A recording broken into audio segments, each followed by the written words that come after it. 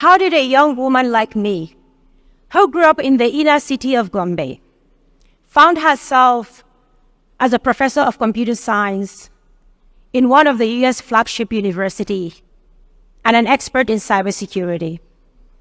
So today, I'd like to share that story, my story. And this is a story filled with resilience, commitment, and determination. But beyond my personal strength, I also want to share that my story is fortified by an unshakable pillar, my family's support. Their encouragement, sacrifices, and unflagging belief in my potentials form the bedrock of my journey. So on that note, I begin. Our society in northern Nigeria is a society known for very tight kinship and togetherness. It is also a society known for very high morals and values for tradition. But it is also a society known for strict and rigid expectations about the roles of women, especially as it pertains to education. Growing up in the era of 1980s, I saw so many young girls who never had the opportunity to see the four walls of a classroom. And some of these girls were my friends, neighbors, relations. And the few that were opportune, that opportunity was whisked away from them before they even get to secondary school. But I was blessed. I was blessed by a visionary father who truly believed in the transformative power of women education and their pursuit of passion, while still honoring a very beautiful northern heritage. You see, Baba, as we fondly call him, he lived his life on three very important dogmas: that the future is education, that the future is science, and that the future is female. So as you should expect, while growing up, my siblings and I, he nurtured our curiosity and exposed us to the world of science. And truly, before I even get to primary school, I knew I was going to be a scientist, and math was my first love. I could remember when I was about to finish secondary school, I went to him with my JAM forms and told him that I've decided to major in computer science. Of course, I saw in his eye a little bit of disappointment. Why not medicine? Of course, that's all of our dads. But I also saw that sense of pride and satisfaction when he looked at me and said, Allah Ibadasa, this was my childhood. This was my childhood that made me who I am today. And you see, while Baba was a fierce advocate for women scientists and women education, I wanted to live his vision. I wanted to be that educator, that female scientist. And I lived my life working on that particular dream. But you see, Baba was not the only knight in the shining armor of my story. While he got me onto the cockpit, it was my husband that helped me fly the airplane and made me shatter the glass ceiling. You see, my husband is not only my friend and a shoulder to lean on, he's also my greatest cheerleader. And I can tell you, whenever my imposter creeps in, which happens all the time, even before this talk, he's always there to tell me, Ummi, you got this. You're the most hardworking, amazing person I've ever seen, and you're going to do great.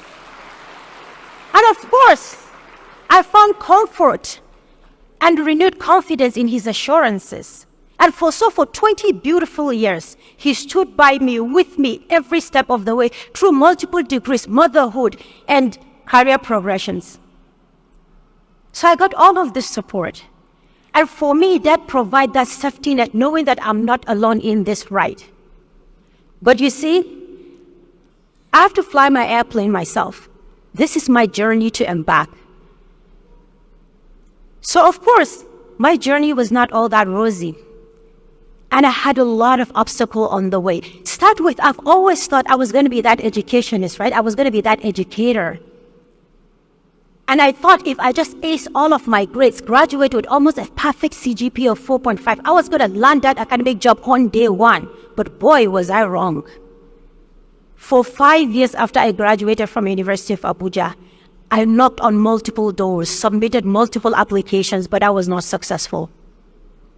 Of course, I took the job that was available for me then in the financial industry, and nurturing the dream that someday I was going to be that educated I've always wanted to be. But I know if I just sat right there, it's not going to happen. So in 2010, I took a leap of faith.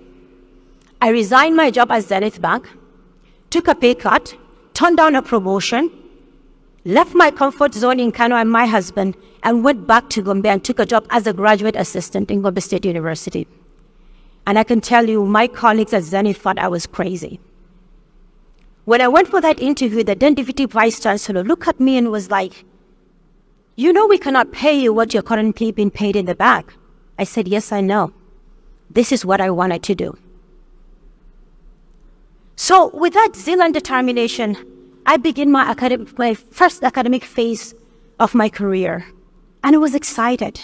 But if there are lecturers here, you know that starting from a graduate assistant and getting to a professor is not a small ride. But I was ready for it. I was ready to do it. And thus, 2 years down the line, I decided to apply to grad school in the US. I applied to multiple graduate programs, and I was scheduled to take my GRE test. But as God will have it, my then 3-month-old baby fell sick on the same week that I was supposed to write my GRE. And if there are mothers here, you know that those uncertainties are part of our lives. They are part of our norms. And I still went ahead and took the test. And I failed. My points were low. So almost all of the graduate programs did not even respond to me. Only one replied me and told me, "Your points are too low for a PhD program, but we can consider you for a master's program. And you're still not eligible for assistantship." That was a huge blow. But I've also learned that when life deals you lemon, you got to take that and make a lemonade. So I was steadfast. My husband and I put in all the funding that we can get, and we paid for my first semester of school. I'm hoping that we're going to get something that will come up for the second semester. And that's how we journeyed to the US. But that was not the end of the story. Because that year was the hardest year of my life, because I had to make the hardest decision of my life. I left behind my 2 daughters, one of whom was only 11 months old, and the other one was barely 2 years old. If there are mothers here, you know that was tough. And leaving behind my kids was never on my life's itinerary. But I also know for you to reach your zenith, you have to make tough and hard decisions. And for me, right there was one of those decisions that I had to make. So I left.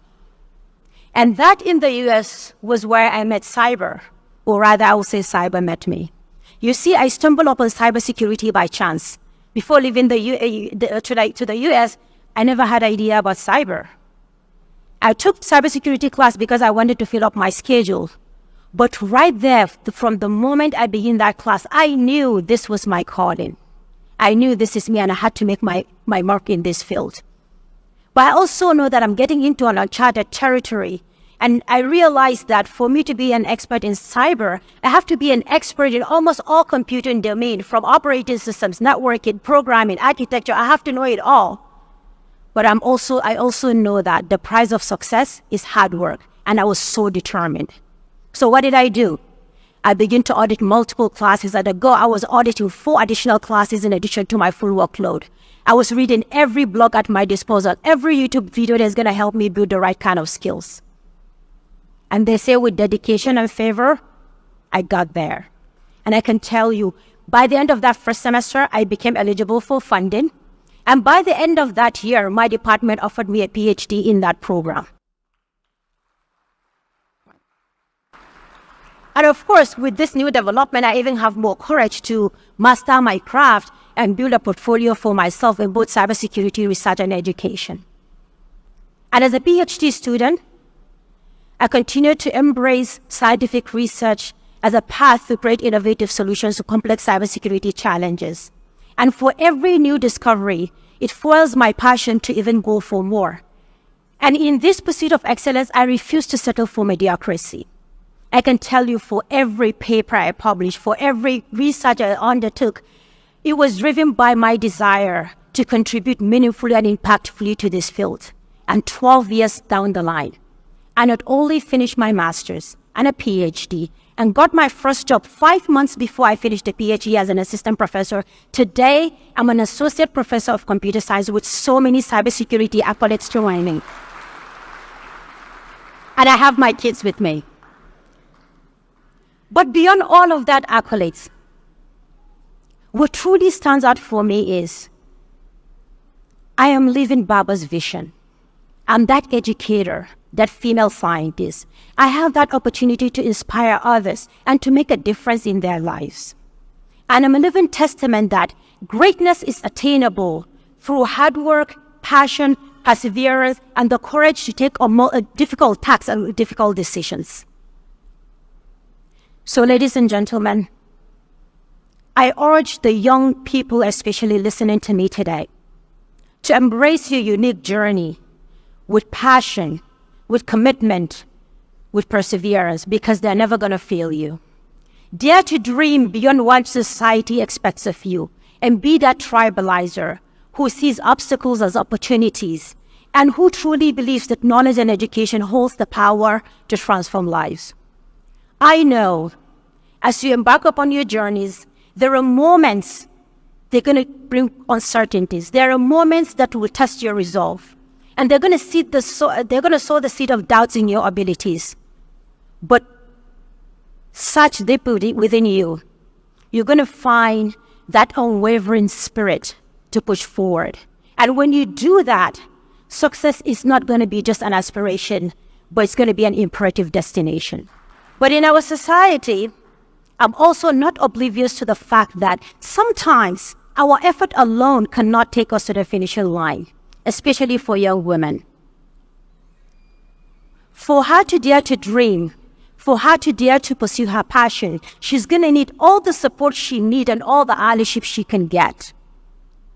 So then, ladies and gentlemen, as we discuss changing the narrative, I urge every one of you to look around. From your mother, your sister, your daughter, your friend, your neighbor, who are you uplifting? In whose cloud are you a rainbow? And in whose story are you that fortified pillar? And finally, I'm going to leave us with two thoughts. As a society, we have to embrace education for the future of our younger generation. And as Nelson Mandela said, and I quote, education is the only weapon, or is the most powerful weapon that can change lives. We need that in this society so we can change the narrative. And secondly, as a society, we need to foster an inclusive and supportive community so that every voice is heard and every dream is nurtured. And together we can create a world where no aspiration is out of reach and dreams know no boundaries. Thank you.